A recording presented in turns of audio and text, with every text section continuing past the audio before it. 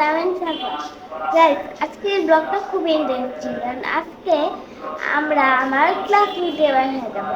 তো আপনারা ব্লগটা শেষ পর্যন্ত দেখতে থাকুন। সো আপনারা তো শুনতেই পেলেন জানবাচ্চা কি বললো। জানবাচ্চার ফ্রেন্ডের বাসায় কিন্তু আজকে আমরা যাব, আর এর জন্য আমরা রেডি হয়ে গিয়েছি আর চলে এসেছি সুপার শপে। কারণ যেহেতু বাসায় যাব, কিছু না কিছু তো নিয়ে যেতেই হবে, তাই সবাই মিলে চলে এসেছি সুপার শপে এবং এসেই দেখছিলাম কি কি নেওয়া যায়। আমরা ওদিক দিয়ে চিন্তা করছি কি কি নেওয়া যায়, আর এদিক দিয়ে বাচ্চারা তো হট্টগোল পাকিয়ে দিয়েছে, ট্রলি ধরে টানাটানি, আর ওরাও কিন্তু এটা ওটা দেখে পাগল হয়ে যাচ্ছিল, কারণ ওদেরও ইচ্ছা করছিল কিছু না কিছু নিতে। বাট ওদেরকে ওয়ার্নিং দেওয়া হয়েছে যে আজকে তোমাদের জন্য কিচ্ছু নেওয়া যাবে না, কারণ আজকে তোমাদের ফ্রেন্ডের বাসায় যাব, ওদের জন্যই নিতে এসেছি।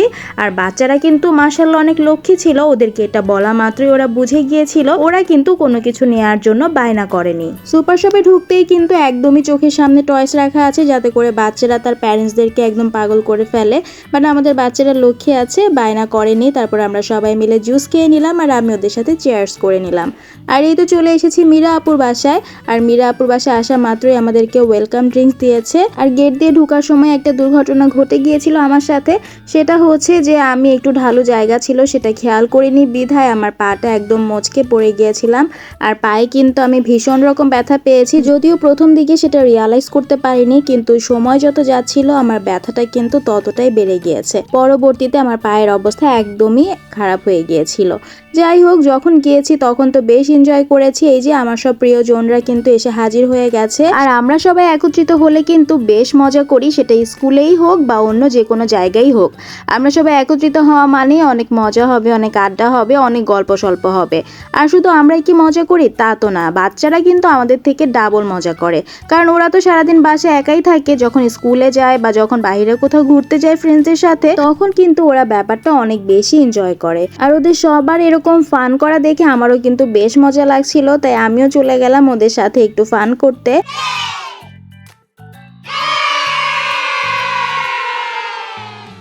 আর এই তো মাশাআল্লাহ নুসাইব বাবা, ও হচ্ছে জান্নাতের ক্লাসমেট নাহিয়ানের ছোট ভাই। মাশাআল্লাহ বলে দিবেন সবাই বাবাটার জন্য, ও কিন্তু আমাদের ভীষণ প্রিয় আর ভালোবাসার, কারণ ওকে আমরা সবাই অনেক বেশি ভালোবাসি আন্টিরা। আর সেই সাথে কিন্তু সব বাচ্চারা ওর জন্য একদম পাগল হয়ে গেছে, সবাই ওকে কোলে নেবে। আর আমার জান বাচ্চার কথা কি বলবো, আপনারা তো যারা আমার ব্লগ দেখেন সবাই জানেন আমার জান বাচ্চা বেবিদেরকে দেখলে কতটা খুশি হয়। সো কিন্তু নুসাইবকে যখন স্কুলেও দেখে তখনও কিন্তু ওর কাছে যাওয়ার জন্য পাগল হয়ে যায় ওকে দেখে।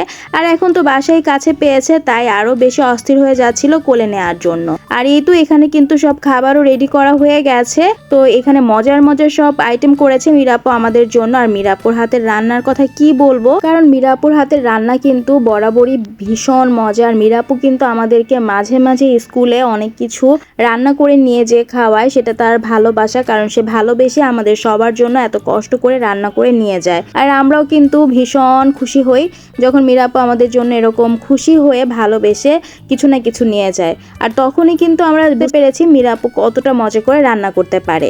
আর আজকে তো আমাদের জন্য অনেক আয়োজন করেছে, আর প্রত্যেকটা খাবারই কিন্তু অনেক মজা হয়েছিল। আমরা সবাই একদম ফ্লোরে বসে পড়েছি সবাই একসাথে খাওয়ার জন্য, কারণ টেবিলে তো সবাই একসাথে বসতে পারবো না, তাই একদম ফ্লোরেই বসে পড়েছি, অনেক এনজয় করেছি। আর এখানে সব বাচ্চাদেরকে আগে মারা খাইয়ে দিচ্ছে। বাচ্চা পাটি খাওয়া হয়ে যাওয়া মানেই ঝামেলাটা একটু মুক্ত হয়ে যাওয়া, কারণ বাচ্চারা পেট শান্তি, তো ওদের একটু স্থির থাকাটাও হবে, এবং আমরাও কিন্তু পরবর্তীতে খেতে বসলে একটু এনজয় করে খেতে পারবো। এর জন্য আমরা সব মায়েরা বাচ্চাদেরকে আগে খাইয়ে দিলাম, এরপরে আমরা বসে পড়েছি এখন খাওয়ার জন্য। আলহামদুলিল্লাহ খাবারগুলো ভীষণ মজা হয়েছিল। আর এই তো খাওয়া দাওয়া করে কিন্তু আমরা অনেকক্ষণ আড্ডা দিয়েছি, তখন আর কোনো কিছু ভিডিও করার মতো মুডই ছিল না, কারণ আমরা এতটাই গল্পে মজে গিয়েছিলাম। আর কি বলবো, ভীষণ রকম এনজয় করেছি আমরা, অনেক গল্প করেছি। তারপর তো আবার মীরাপু আমাদের জন্য দই মিষ্টি কেক সব রেডি করে দিয়েছে। সবাই মিলে আবার বিকালের নাস্তাটাও এনজয় করলাম। আমাদের না আসলে যাবো বলে আর যাওয়াও হচ্ছিল না। মীরাপু আবার চকলেটস বের করে দিল, বললো সব বাচ্চারা মিলে এখন একটু চকলেট খাক। আর ওরা তো চকলেট দেখে অনেক খুশি, সবাই মিলে লাইন ধরে বসে পড়েছে চকলেট নেওয়ার জন্য। আর সবাই কিন্তু ভীষণ এনজয় করছে চকলেটটা, আর আমরা বুড়ারাও কিন্তু বাদ যায়নি, আমরাও কিন্তু চকলেট খেয়েছি। চকলেট শেষ হতে না হতে মীরাপু আমাকে আবার আরেকটা জিনিস বের করে দিল, সেটা হচ্ছে গ্রিন টি। যেহেতু আমি গ্রিন টি খাই, আর মীরাপু বললো আমার কাছে বিভিন্ন ফ্লেভারের গ্রিন টি আছে, আছে, তুমি নিয়ে যাও, খেয়ে দেখতে পারো। আমিও নিয়ে আসলাম। মীরা আপুকে অসংখ্য ধন্যবাদ যে মীরা আপু এত কষ্ট করেছে আমাদের জন্য, আবার আসার সময় এই ভালোবাসাগুলোও দিয়ে দিয়েছে।